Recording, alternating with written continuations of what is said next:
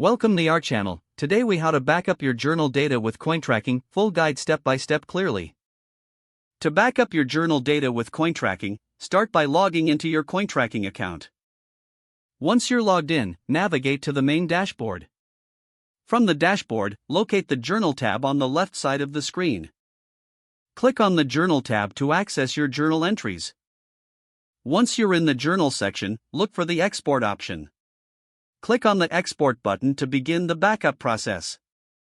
A pop-up window will appear with different export format options. Choose your preferred export format, such as CSV or Excel.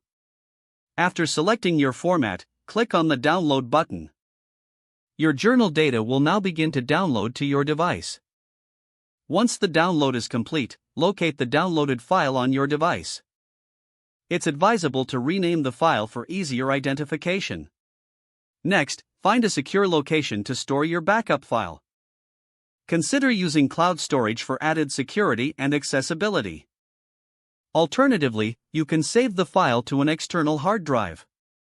Ensure that you do not overwrite the backup file. After saving, verify that the file is intact.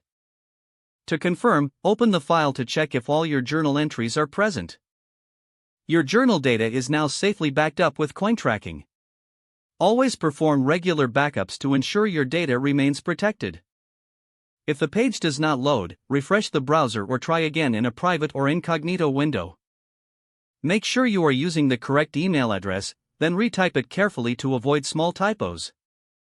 If your password is not accepted, use the reset option and create a new strong password you can remember.